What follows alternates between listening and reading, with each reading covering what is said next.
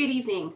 On behalf of the Indiana University College of Arts and Sciences, I would like to thank you for joining us tonight.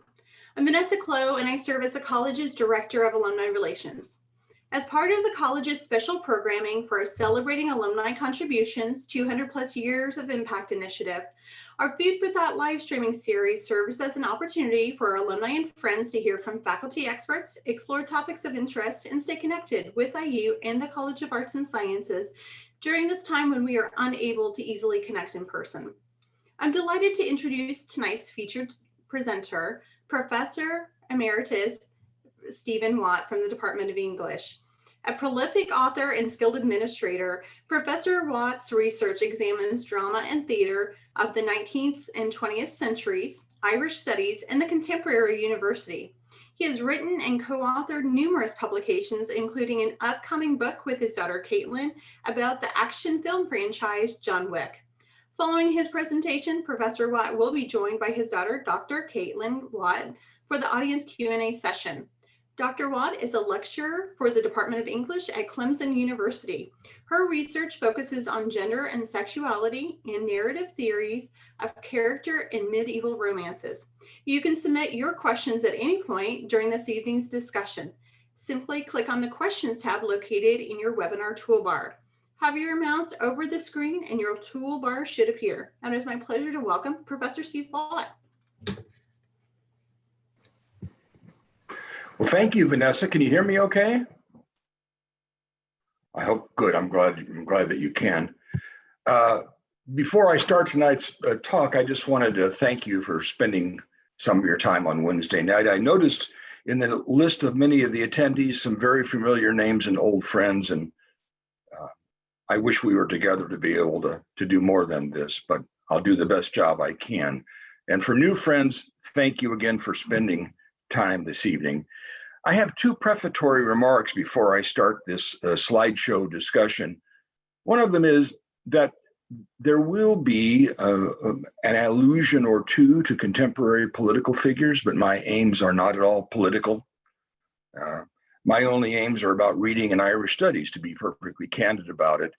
But they became, and this is the second point, they became the pretext for this talk, and that is, oddly and interestingly enough, at least for the last 18, 19 months, a number of political candidates have mentioned Irish writing, and I was interested in that phenomenon all the way back to the primaries of 2019.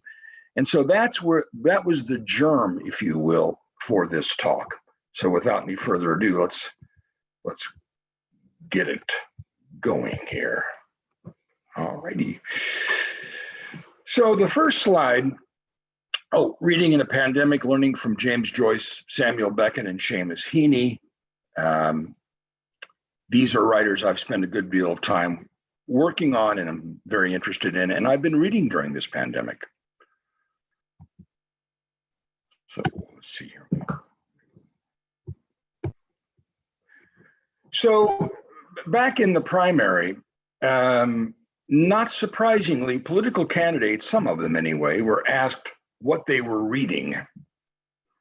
And as you'll see in a minute, Pete Buttigieg actually said that one of his favorite books was James Joyce's Ulysses.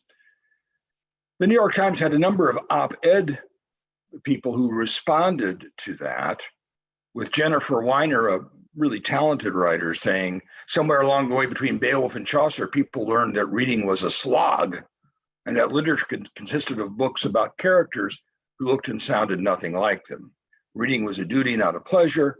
As soon as no one was forcing them to do it, they stopped, which is kind of frankly, an alarming notion, but there are plenty of studies out there that demonstrate, unfortunately, especially for people in my line of work and my daughters, some of yours I know, that people aren't reading what they used to read. This is the provocation.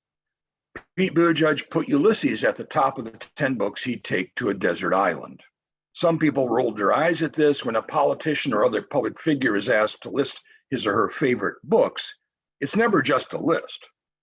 It's an answer to the question, who do I want people to think I am? Some of you old timers, as old as I am, might remember that John Kennedy in 1961 was asked that same question by Life magazine. And people were surprised that he put Ian Fleming's novel From Russia with Love in his top 10 books. And it created a bunch of controversy and people wondering what that meant, what we should infer from that. So it's not an unusual question. In fact, there's some interesting readers.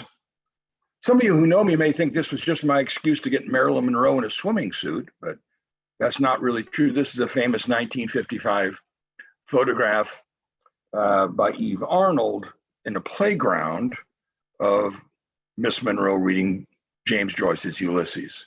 A lot of people thought it was a publicity stunt. She actually replied that she carried the book with her. In fact, the photographer took it off the passenger seat of her car because she thought, that is, Miss Monroe thought, that 15 or 20 minutes during scenes in a movie was a perfect time to read a page or two of a book that challenged her.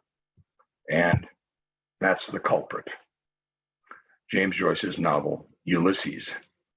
Some of you might also know that Pete Buttigieg's father, Joseph, was a professor of English and former chair of English at Notre Dame. His doctoral dissertation, in fact, was on Joyce. Well, there they are. Joyce on the left, Samuel Beckett on the right. I just want to say this is a very well-known picture of Joyce. You've probably seen it before. The picture of Samuel Beckett is by Giselle Freund, a photographer in the 30s, 40s, 50s. Wonderful photographer. If you're ever interested in what Virginia Woolf or William Faulkner or Gertrude Stein looked like, she's got several books in which you could find that out. And the picture on the right is Beckett, looking Beckettian, face down, cigarette smoke wafting in the background. So the first part of this talk is a little bit of a warm-up. And I saw the college 5 liberal education goals. And so I thought I would put this slide in as kind of a rubric for a warm-up on little lessons for a bigger lesson about Seamus Heaney as we get to it. This, by the way, for those of you who have not been on campus in a while, this is Owen Hall, the new home of the College of Arts and Sciences. Many of you know it was Kirkwood Hall for a long time. This is the walkway in front of it. And if you haven't been here, you wouldn't know that there's a concrete sort of row of benches around the perimeter of this walkway. And these 5 goals are etched in concrete. And I remember I was in the dean's office when we thought about this, and we talked a good bit about it. And these are the goals we came up with. And I think they're good ones. Well, Joyce and Beckett have a lot to say about that too. So here's my first one: locate your ethical self. This is from episode 10 of Ulysses. Throb always without you and the throb within, I between them. Where? Between 2 roaring worlds where they swirl. I. Every time I teach Ulysses, we stop and talk about the capital I. Where is self-identity in this novel? Or for us, where is it between ambition and personal goals on the one hand, including fears and other things, and on the other hand, the demands of the world in which we live? How are these 2 linked? I have to say that the Seamus Heaney text, to which we'll turn in the last half of this talk, speaks very eloquently about that, and I find it quite appropriate for the contemporary scene. This is one of my favorite quotes from Samuel Beckett's Worst Word Ho. Try again, fail better. Everybody who's ever written anything knows this. I mean, I have as many rejection slips as I have publications. Got one yesterday, in fact. It happens. The essay needs work. It won't be perfect. If we waited until something was perfect, we'd never finish anything. We do what we can, we admit its imperfection, and next time we'll do better. I try to use this with my undergraduates, and I think sometimes it works and sometimes they don't believe me, I don't know. Stay humble. Dim light, source unknown. No minimum. No, nothing, no. Too much to hope. At most, mere minimum. mermost minimum. To say we know nothing is almost always too much to hope for. There's a very good chance, however erudite the subject or complicated, we might know something. But we have to remember we probably don't know all that much most of the time. Beckett, in his humility, said, maybe it's the mermost minimum that we know. And that's why we still read. And that's why Joyce and Beckett and Heaney still matter, in my humble opinion. Gosh, I love this quotation. This is young Stephen Dedalus explaining his theory of Hamlet and Shakespeare to a few listeners at the National Library of Ireland in episode 9 of Ulysses. And he's trying to explain about Shakespeare. Shakespeare chose badly. He was chosen, it seems to me, if others have their will, Anne hath a way. Obviously, Anne Hathaway, Shakespeare's wife, was of great interest to Joyce in his theory of Shakespeare and of Stephen Dedalus. Those of you who studied Shakespeare, especially Shakespeare's will, know that he bequeathed his wife, Anne Hathaway, only one thing, his second best bed. Well, the young Joyce and the young Stephen Dedalus imaginations ran completely wild with that notion. And a dominating kind of figure, Anne Hathaway, and a play of words. And that's another reason why I love Irish writing so much. There's always a play of words to be looked at. And this famous quote from Samuel Beckett's early novel, Murphy, the sun shone having no alternative on the nothing new. I love the idea that the sun really has no alternative. I mean, that's very Beckettian, and people like to talk about Beckettian nihilism. But as you read the novel, it's one of Beckett's funniest novels, and it's full of irony like that. I think if you look more carefully, it would be very hard to think that there's nothing new. So this is my little warm-up for looking a little bit more carefully at Seamus Heaney. I'm not going to read too much poetry, so please don't worry about that. There's Seamus Heaney. I don't know what to say about him other than I'm not sure whether I'm a critic of Heaney or simply a fan. Sometimes that line gets obscured. One of my favorite poets. I mean, it's super talented in a very plain and kind of humble way, born outside of Derry, Northern Ireland, in a small agricultural village in 1939, awarded the Nobel Prize in 1995. Now, Heaney probably wouldn't leap to mind except for one fact. Joe Biden was attracted to this passage. It's often rendered in the newspapers as a poem, but as we'll see, it actually comes from a play that Heaney adapted from, of all people, Sophocles. History says, don't hope on this side of the grave. But then once in a lifetime, the longed-for tidal wave of justice rises up, and hope and history rhyme. It comes from his 1990 play, The Curate Troy, a version of Sophocles' Philoctetes, that sometimes a more British inflection would be Philoctetes. Like a lot of Greek names, they can be pronounced in various ways. Suffice it to say that Philoctetes was a Greek commander on his way to Troy.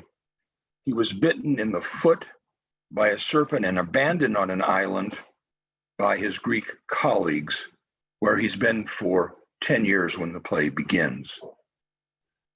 That's Hercules's bow on one side of the picture, although it's not very apparent, and a quiver of arrows in his back. As the play begins, he's brooding and angry about being abandoned. The physical festering wound of his foot is in fact a kind of metaphor for the psychical wounding he's endured. Here's where the lines come from. And by the way, I want to say something about 1990 in a minute. Human beings suffer. They torture one another, they get hurt and get hard. No poem or play or song can fully right a wrong inflicted and endured. The innocent in jails, that's the British spelling, beat on their bars together. A hunger striker's father stands in the graveyard dumb. The police widow in veils faints at the funeral home. History says, don't hope on this side of the grave, but then once in a lifetime, the longed-for tidal wave of justice can rise up, and hope and history rhyme. So hope for a great sea change on the far side of revenge. Believe that a farther shore is reachable from here. Believe in miracles and cures and healing wells.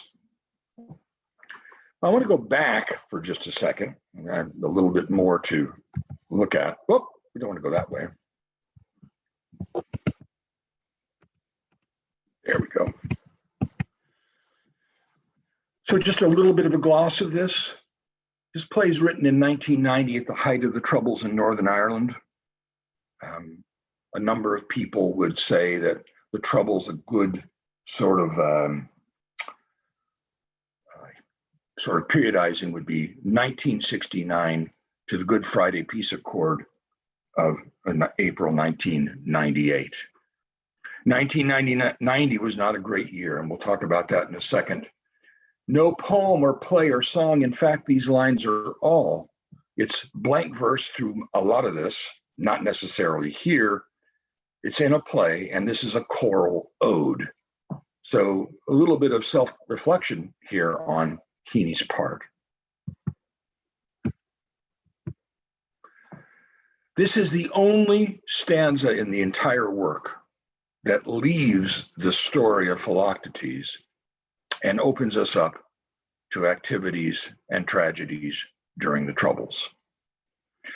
The innocent in jails beating on the bars and hunger strikers clearly refers to what we might call the nationalist, some would call Catholic side of the issue. You'll recall the hunger strikers, especially of 1981, led by Bobby Sands, in objection to the Thatcherite governor treatment of political prisoners.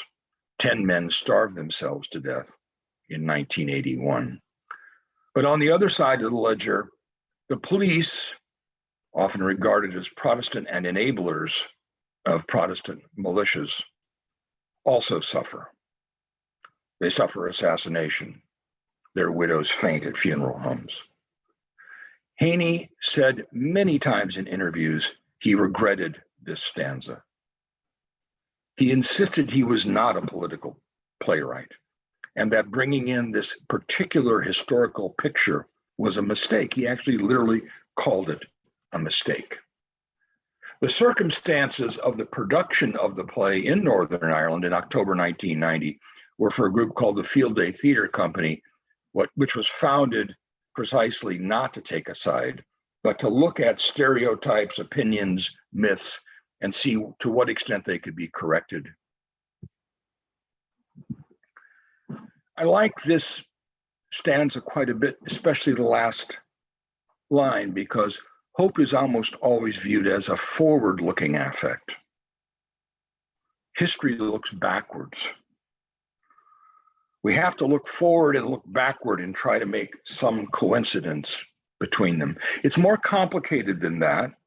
Those of you who study, for example, traumatic experience and the temporal elements of that understand that it's not just a simple binary. But nonetheless, the idea that looking forward and backward, forgetting in some ways, not forgetting, being able to forgive and understand, and especially empathize with the pain that both sides, all sides have suffered. That would be a better way of saying it. My apologies. That hope, therefore, in line 2, must exist as far from revenge as possible. Revenge and retaliation, tribal violence, will not reach us to that shore. And so my sense of this ode is that it is extraordinarily relevant to our times. Here's the last one, the voice of Hercules from the chorus in the play. Philoctetes, go with this boy. The boy, Neoptolemus, has also suffered an outrage. While Philoctetes was abandoned on a desert island, the boy suffered the indignity of having his father Ajax's armor and weaponry given to Odysseus, and he was angry. But he's been sent to the island to get Philoctetes because a prophet or a soothsayer has said, only with him and the bow will they win. Go, Philoctetes, with this boy. Go and be cured and capture Troy. Asclepius will make you whole, relieve your body and your soul. Go with your bow. Conclude the sore and cruel stalemate of our war. Win by fair combat, but know to shun reprisal killings when that's done. This to me is extraordinarily consistent with hope lying on the far side of revenge. Reprisals, retaliations, tribal violence are not the way to healing, especially when we talk about the need of self-healing, blending an imperative into national healing. So I have just a little bit left, so don't give up quite yet. This is my favorite Heaney volume from North, 1975, which again, unfortunately, was at the height of difficulty in the Troubles. I should tell you that throughout North, it's not just Greek mythology that informs Heaney's thought. In this case, oddly enough, perhaps, it's archaeology. Those of you who know Northern Ireland know that it is so far north, like Finland, that it has bogs which preserve in unbelievable shape bodies that could be there for 1,500, 2,000 years. And when Heaney was an adolescent, a figure who we'll see in a minute called the Tolland Man was uncovered in unbelievable, pristine kind of shape. These first two stanzas deal with a German body exhumed that had been there, they think, since the 1st century BC or thereabouts. I can feel the tug of the halter at the nape of her neck. The Winnerly girl, I believe she was called, the wind on her naked front. It blows her nipples to amber beads. It shakes the frail rigging of her ribs. I see her drowned body in the bog, the weighing stone, the floating rods and boughs, her shaved head like a stubble of black corn, her blindfold a soiled bandage, her noose a ring. This is the Tolland Man, who was uncovered in this shape, who's over 2,000 years old, who also was clearly damaged by the neck. His body bore the marks of the neck. He was in such good shape that he had a slight stubble, so he had not, in fact, shaved the day he was killed. Archaeologists even uncovered the remains in his digestive system of what must have been his last meal. Heaney, in his archaeological, not mythological mode, then transposes this brutality to the contemporary scene. These are the last lines of his poem, Punishment.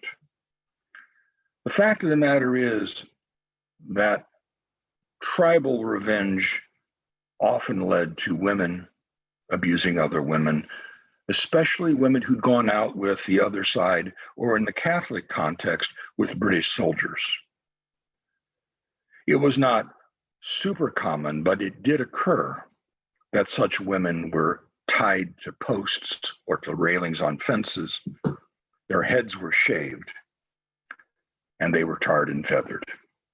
The speaker of punishment says this: I, who have stood dumb when your betraying sisters called in tar, wept by the railings, who would connive in civilized outrage, yet understand the exact and tribal, intimate revenge It's a shocking picture, and I've got a better ending than this would suggest. But here is, in this rather simple language, to me, is what we saw with Joyce, the concern for words, especially the word connive. Like a lot of you, I'd have to go to the Oxford English Dictionary. Connive means to stand by silently, perhaps from cowardice, or perhaps to suggest tacit approval of what's going on. So the who is connected to the I in the stanza before it.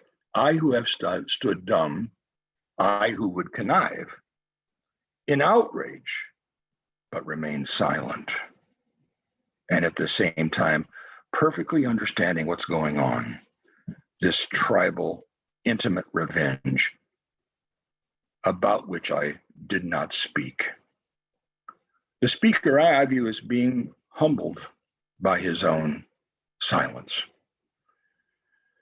Personal healing and national healing seem to me to be true of both the Cure Troy and of this poem. And I think it fits beautifully with where we are as a country. We have to cure ourselves.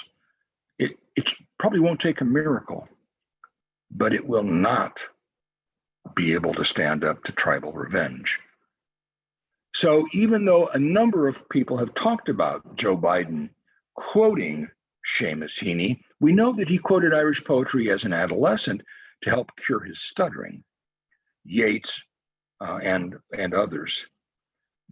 And I don't frankly know exactly how it is he came to this passage. I'm sure somebody does, maybe somebody out here does. But to my way of thinking, there's something to be learned from this that is incredibly relevant. So here's my last little slide. So this is Rowan Gillespie's slide of the 4 Irish writers winning Nobel Prizes. There's Rowan Gillespie, William Butler Yeats, George Bernard Shaw, Samuel Beckett, and Seamus Heaney. No James Joyce, outrage, I agree. But it is what it is. 4 wonderful writers. And I think that Seamus Heaney's poetry is, again, perfect for this moment. That's what we can learn. So thanks for listening. I'd be very happy to answer any questions you would like. I have some books I could recommend if you're interested. So just let us know and we'll try to do our best to answer them.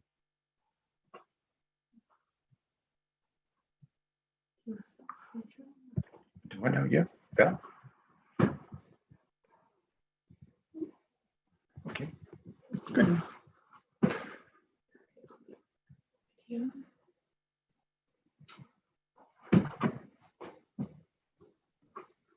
Right, well, while I try to figure out the Zoom here, I'll get the volume down. Okay. So I actually thought of a couple of questions. Okay. If you can figure out the echo situation here. All right. Yeah. Cool. All right. So one of the things that I actually thought of while you were talking was this bit about don't hope on this side of the grave, which reminded me of, the saying of where there's life, there's hope, but it's just like precisely the opposite of it. It seemed like a very pessimistic view of history, which kind of contradicted the optimism of those verses. So I was sort of curious in your reading of this this kind of final ode, what should we be getting from history in this sort of process of curing? What kind of role does history play in facilitating that? Well, wouldn't you know, I get a tough question. Okay. It's very difficult to answer. Well, I'm getting an echo. Are you guys getting an echo too? Let's see. We are. So how do we do that? How do we fix that? Is this better? I would turn off both of your. Vanessa, is this better? I would turn off your sound.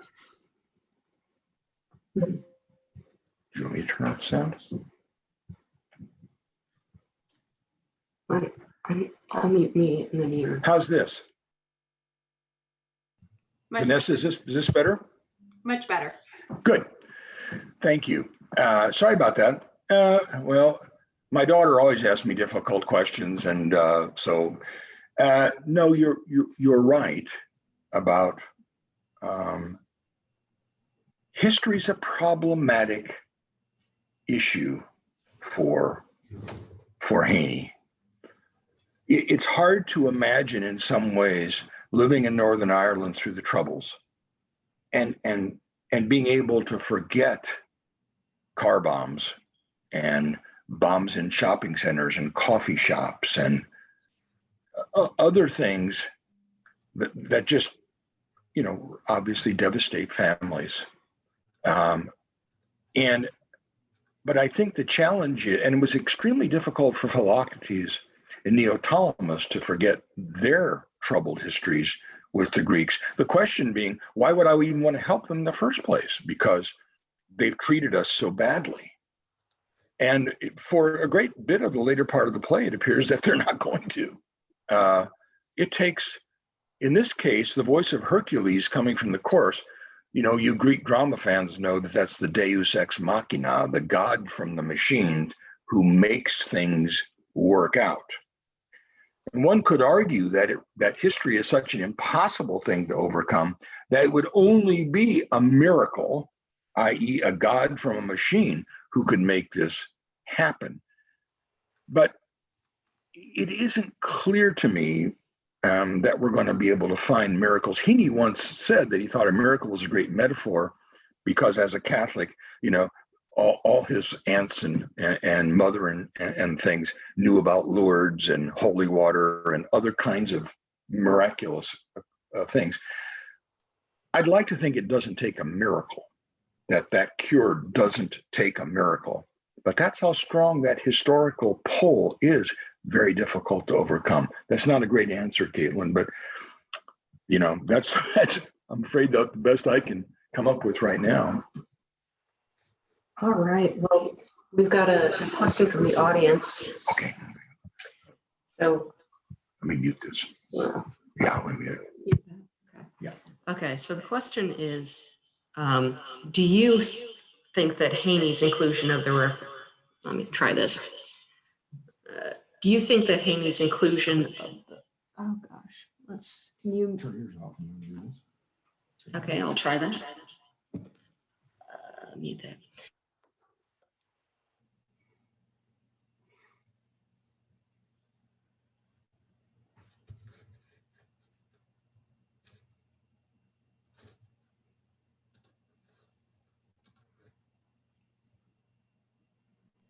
I don't know.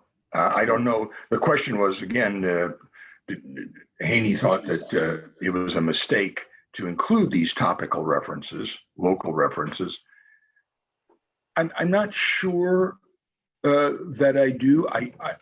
I think of this more as a play to an audience. I have a dear friend, Marilyn Richterick, who wrote a book on the Field Day Theater Company when she was a graduate student in Oxford.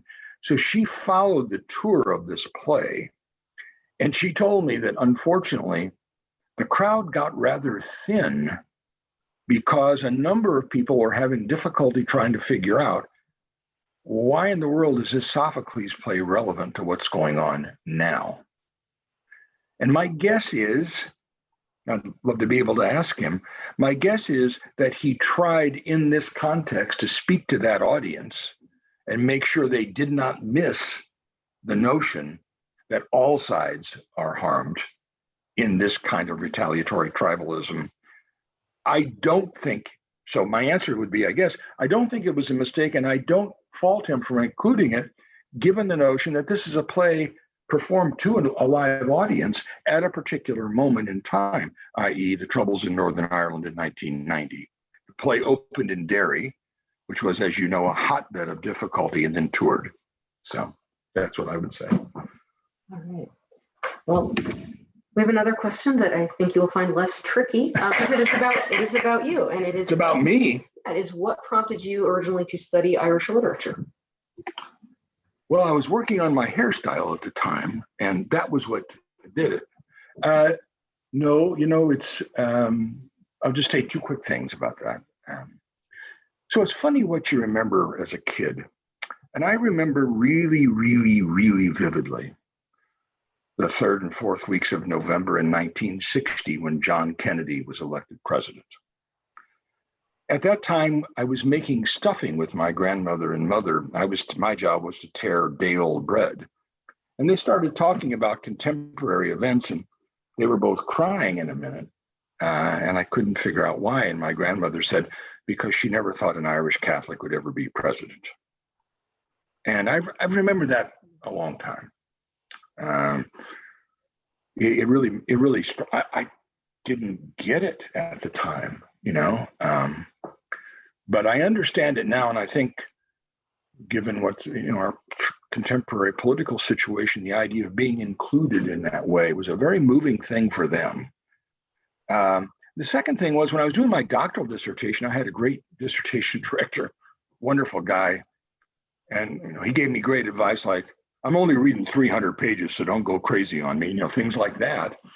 And I had this wild idea that had Bertolt Brecht, and I'd taken a year and a half of Swedish because I wanted to have Strindberg in it, and Eugene O'Neill, and all these Irish writers. And he said, you're always better with the Irish stuff, and you can, practice your Swedish some other time, because this dissertation will take you 10 years to write. And that meant a lot to me that, someone said to me, hey, let's do this. This is something you're good at doing. And because, when you're a graduate student, I know there's some former graduate students and some undergraduates I know in the audience tonight, to have somebody say, you can do this, but you don't need to write War and Peace because it's not a practical effort. You have to graduate sometime. It's like, try again, fail better. It has to be done at some point. So that's what I would say. All right. Well, sort of a question about, the sort of, the topicality of literature you were talking about earlier. So research suggests that optimism or a sense of hope is one of the leading coping skills that will keep us resilient in the context of recovering from the pandemic. In your opinion, will reading these authors help us to have more or less hope for the future? Well, that's a great question. Let me start with Beckett. There's a great disagreement in people who write about Beckett, whether he's nihilist and pessimistic or whether he's actually ironically humorous. I think he's both. I don't think reading Beckett would necessarily lead immediately to hopefulness. I just have to be candid about that. I find him very funny and very clever. When he won the Nobel Prize, I think it was 1969, he was told he goes, "Quelle catastrophe, what a catastrophe." Well, you just won the Nobel Prize. Yeah, but then I have to talk to people and interview by reporters, and I don't want to do that. And he gave most of the money away, but I wouldn't do that. Joyce, I would say, well, there are a lot of people out here in the audience, I'm sure, who've read Joyce. I mean, I find Dubliners just extremely interesting to read, and I find the language extraordinarily beautiful, especially in the later short stories. So I would think that Hope would be maybe a little bit better, but I really do think Seamus Heaney would be of the bunch, the one most inclined to provide hope, especially hope in the land. His first volume of poetry in the mid-'60s, 66, Death of a Naturalist, is all about farming and the land and potatoes and cows and the beauty of simple things. A colleague of mine asked one time, some people think that his writing is facile. It's not flashy in the way that Joyce or Beckett can be flashy. It's straightforward, careful, but it speaks a very common kind of language about the beauty and wonder of very natural things, about ponds and cows and birds and the natural world in which we live. And so I find him extremely optimistic. Yes, he's forced by circumstance to write about the troubles which aren't inherently happy. But he does so not terribly often, frankly, and I think smartly when he does. So I guess my answer would be Heaney, yes, Joyce, and maybe Beckett. Beckett's kind of an acquired taste in that regard. And I think a lot of people would say, I don't find this very optimistic. So that's what I would say. Can I say one other thing too? Hope, is an expectant, empty affect as opposed to, say, shame, which is experienced fully in the present. I say something stupid, or every teacher's nightmare, I walk into class and my fly is unzipped and all of a sudden you start to blush because you're ashamed. It's an immediate present emotion. Hope, on the other hand, is always looking forward, and in an expectant fashion. So I tend to think that that's the Seamus Heaney I know and that I read. That is who's looking forward, not backward. Okay. Well, got a bunch of questions. Okay. So I'm gonna. All right. So this is a really interesting one. So we've talked about the environment of the troubles that's giving rise to literature. So questioner asks, troubles exist in many other countries. Is there a similar body of literature from these regions? If not, why not? Wow, that's a really great question. Well, we know that Beckett dedicated his play, actually called Catastrophe, to Václav Havel in Czechoslovakia.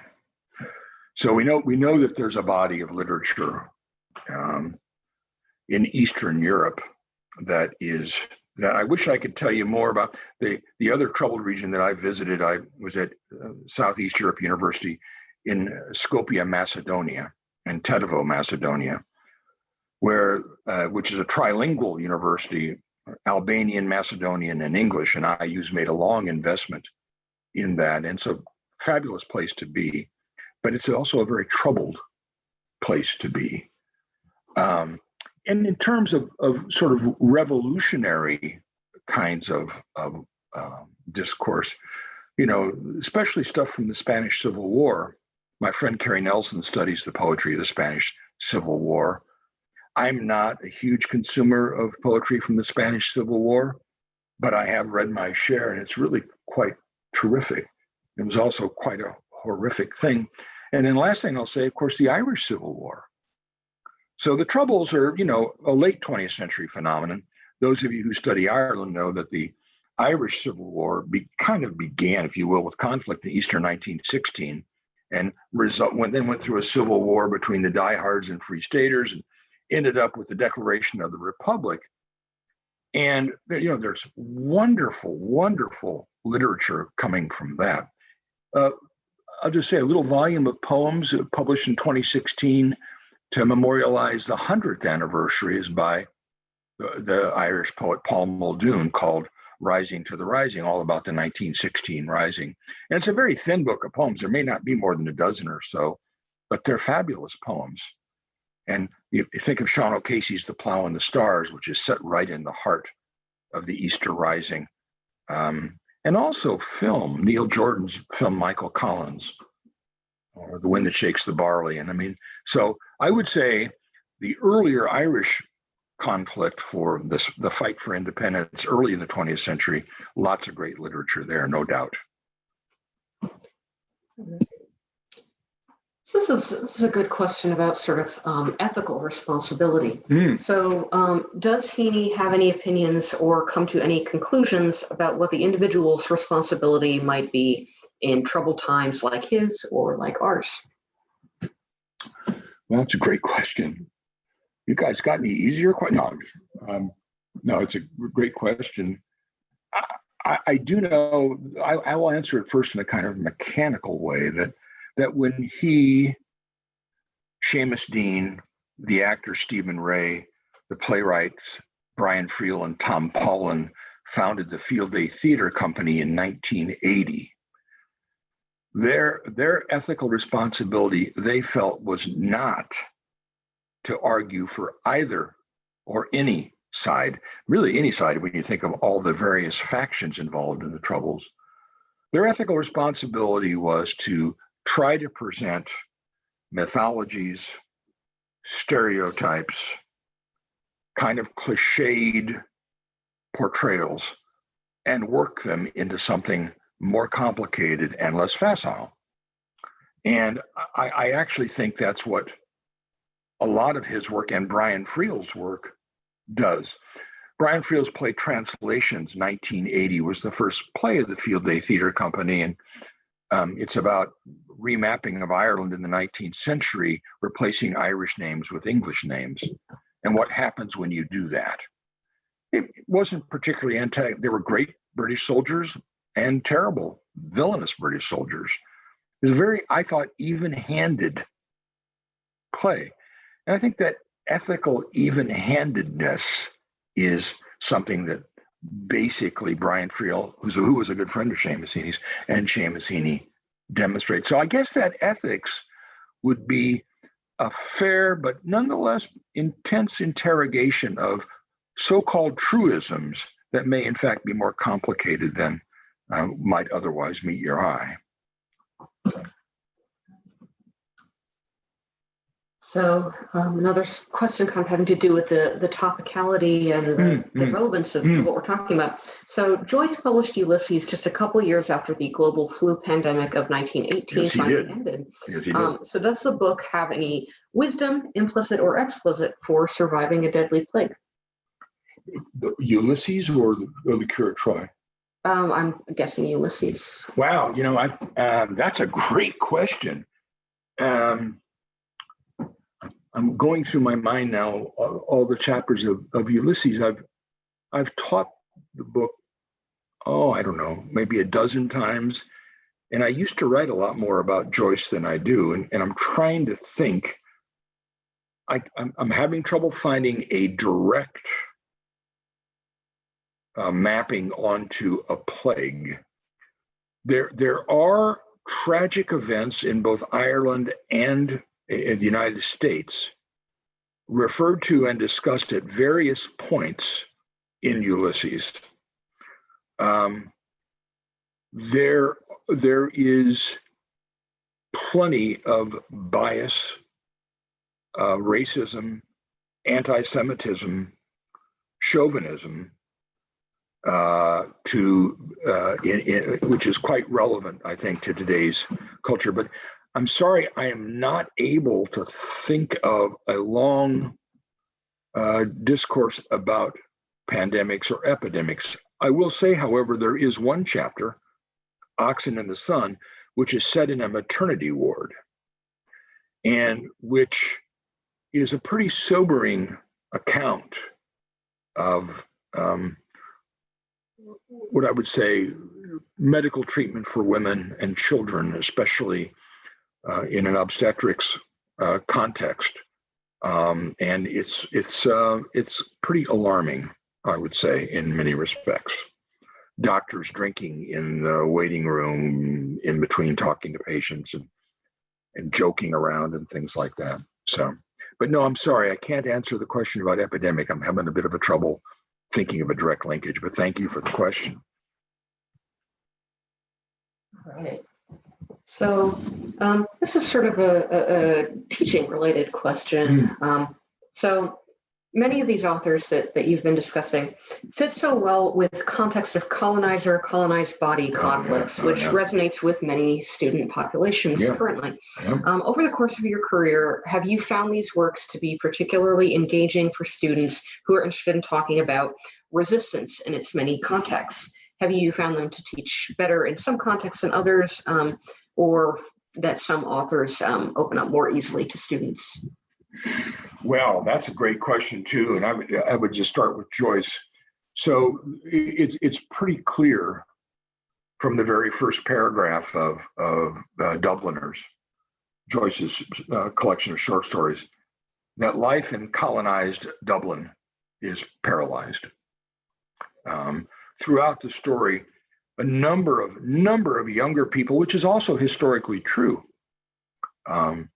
leave Ireland and go either to England or to America because there is no economic and professional future for them.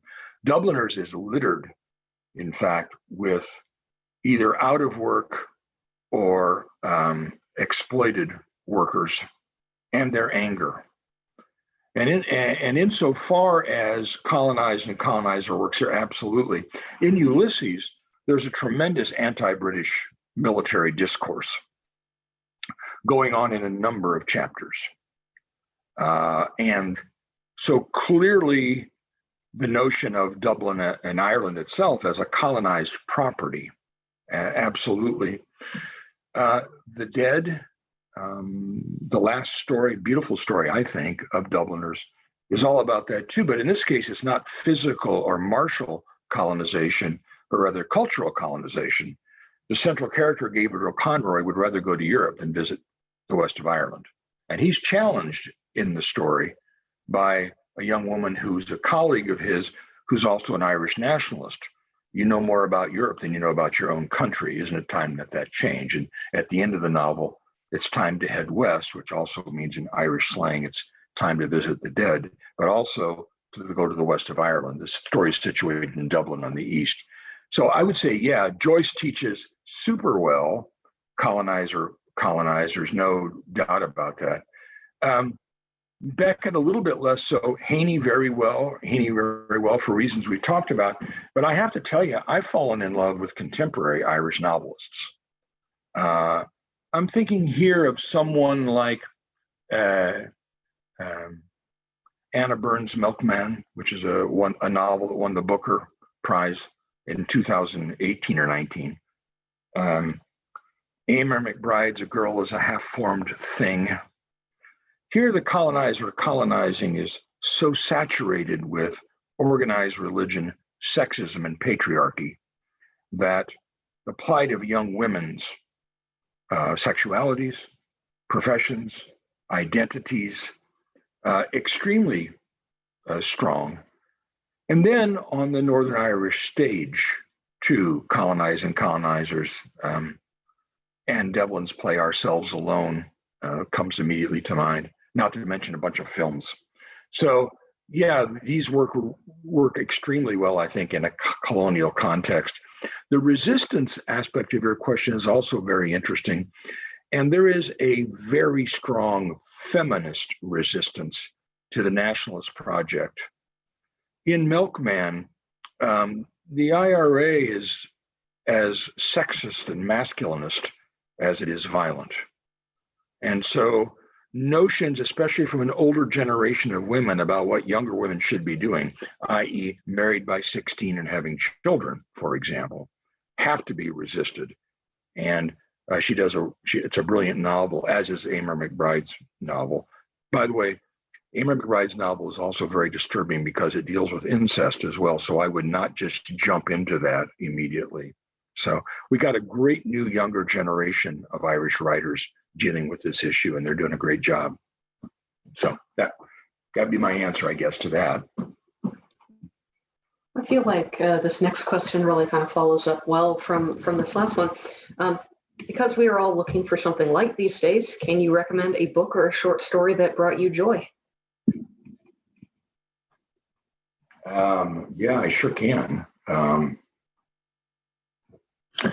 So I'm interested in immigration literature, and I do work in what's a kind of emergent field in Irish studies called Irish Jewish studies.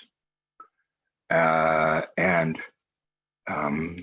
a young woman named Ruth Gilligan has a novel, Nine Folds Make a Paper Swan. And it's a stunning book.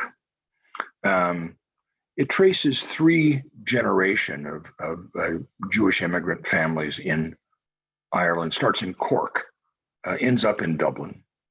And there are three narratives going on at the same time, one in 1900s when a family immigrates, one in the 1930s when, as many of you may know, the German, even though Ireland was neutral, there was a bombing of the Jewish quarters in Dublin. The Third Reich claimed that it was accidental, but it would be hard to convince some of the characters in this novel that was the case. And the third is a young woman who leaves Ireland in 2010, 11, 12, after the fall of the Celtic Tiger, to go to England to find employment, and falls in love. I just thought it was a spectacular novel, and I would recommend it highly. It was written just a couple of years ago. I love Sally Rooney's novels. They're just so neat conversations with friends. The kids in my class liked it because it's about undergraduates going to Trinity College Dublin, and they're experimenting with drinking, and they're experimenting with sex, and they're all that kind of stuff.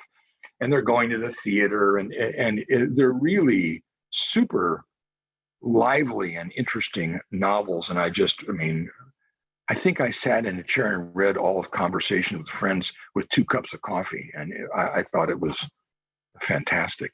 So those are a couple examples of I think young novelists really super. Now, Anna Burns' Milkman is a very difficult novel. It's a very challenging novel.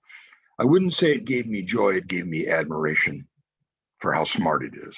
And I assume that's why it won the Booker. It beat out Richard Powers, who's one of America's great novelists, for that prize. So that's what I would say, I guess. Sort of in keeping with the theme of reading, we've got a question from an audience member who has been rediscovering the classics during this pandemic, and has found that a lot of contemporary bestsellers seem written to entertain rather than to make the reader think. And he asks, do you think that the decline in reading the classics has contributed to much of the tribalism and lack of reasoning when facing the issues that we are facing today? Well, yeah. I guess I would say that I do. I could tell you a story about that. It would seem a little bit political, but I'm going to try to tell it as cautiously and delicately as I can. Caitlin was with me, and so was my wife. 3 summers ago, we were at the National University of Ireland in Galway at a conference, International Eugene O'Neill Society. I dabble in Eugene O'Neill a little bit once in a while. And we went to a banquet. And at the banquet, it was really kind of glamour. Gabriel Byrne and Jessica Lange, the actors, were there to get medallions of achievement from the society. But the plenary speaker was the president of Ireland, Michael Higgins, who is a graduate, MA in sociology from IU. And he gave about a 35 or 40-minute talk on Eugene O'Neill. And it was dense and good. And recently, he contributed an essay to a book on George Bernard Shaw. And after he spoke, we ate our dinner, and then Gabriel Byrne and Jessica Lange came up, and Gabriel Byrne, knowing there were a lot of Americans in the audience, said, well, you can see why we're so proud of our president. All the Americans ordered another drink immediately. Caitlin had 2.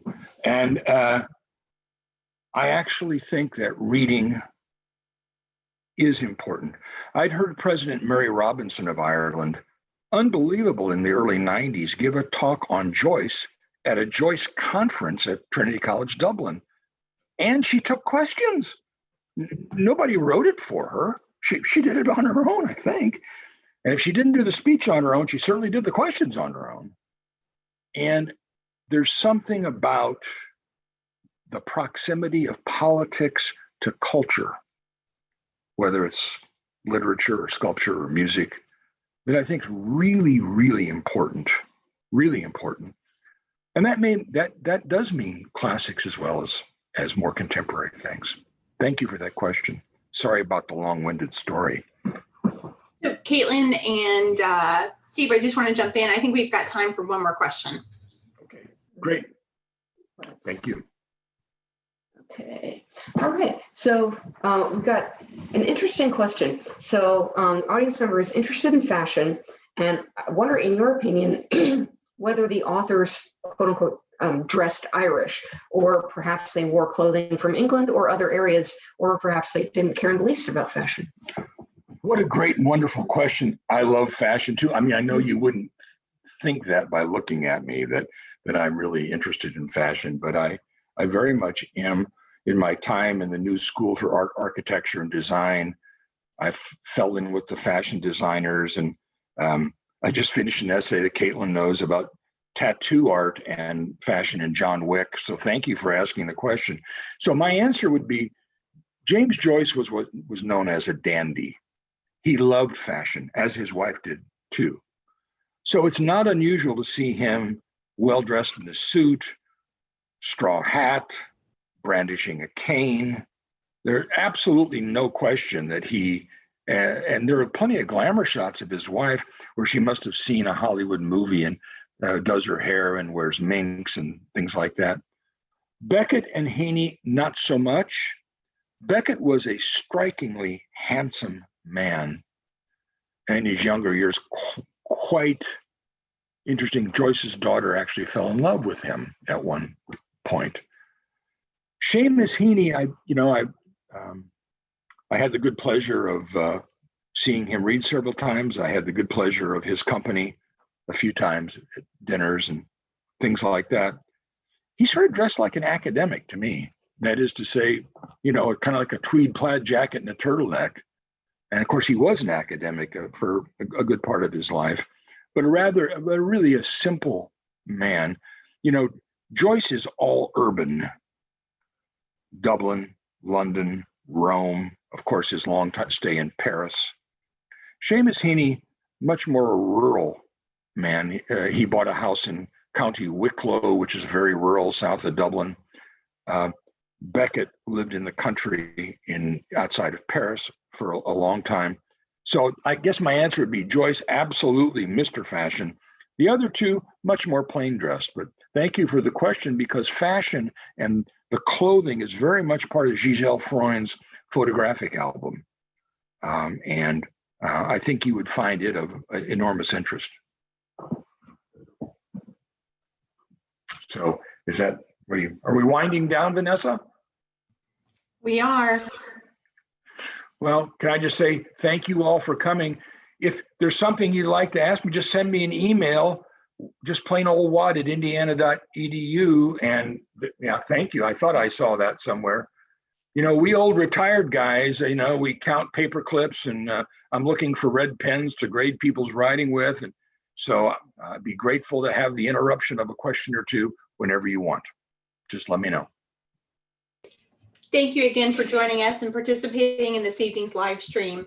I would also like to thank Professor Watt and Dr. Watt for their time and expertise. We are grateful to you all. Finally, I should acknowledge that events like this would not be possible without the support of donors who understand the value of a liberal arts education.